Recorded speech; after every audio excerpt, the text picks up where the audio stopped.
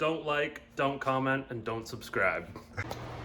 All right, so today I am doing some lines on a power steering rack on a 2004 Dodge Caravan. Now, the lines that I'm replacing are the high pressure crossover lines, and these actually are what give you your power steering assist and help move the rack side to side. So these lines, most of the time, you'll find they're not sold by the manufacturer separate from the rack, and what they want is for you to buy a whole new rack. But sometimes, you know, they'll rot out and the rack's actually still in pretty good shape, cleans up nice, so I find that it's not a bad idea just to go ahead and make your own. So because the new racks are so expensive, right? yeah, exactly. So these lines here, they're a 1/4 inch line, and I got myself some nickel copper line here, easy to bend. And basically when I take these off of the rack, I cut them just above the fitting and try to preserve the line the best I can, so that when I go to bend the new line, I can mock it up exactly the way that the factory line is. That way it fits in there. You don't run into clearance issues. Sometimes they have shields and stuff that are going over them to protect them from the exhaust, all that stuff. So I'm going to make them in one piece, seeing as I have the rack out. It's going to be nice and easy to get to. Some racks are very difficult to get out, and you might do them in vehicle.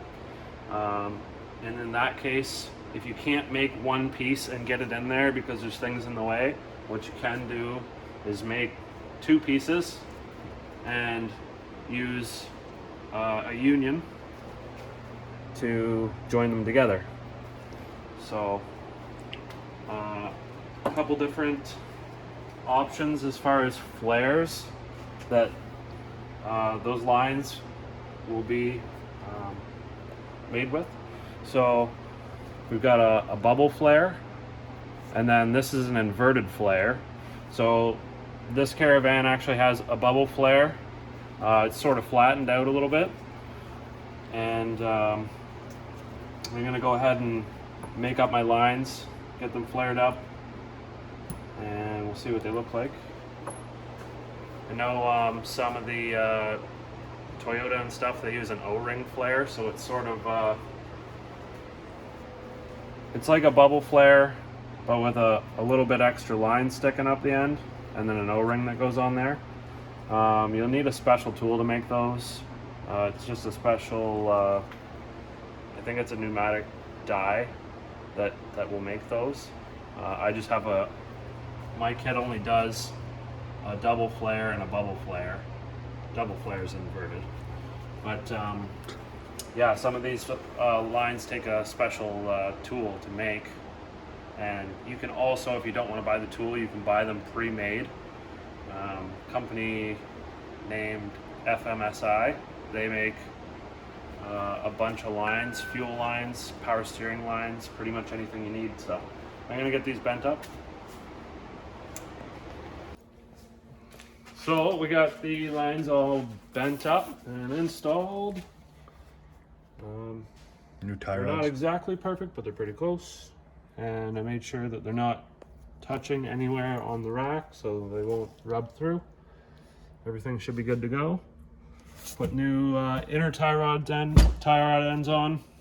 Just gonna clean up the boots. Got to put new clamps on because those just completely rotted away.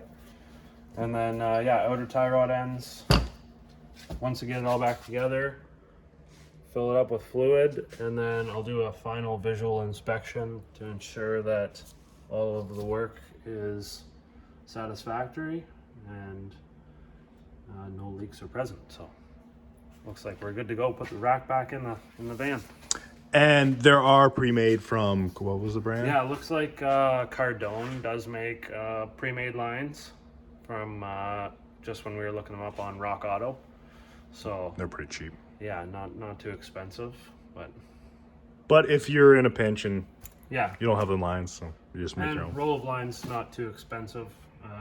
Something like that you're probably about $30 Canadian. So Not bad. yep.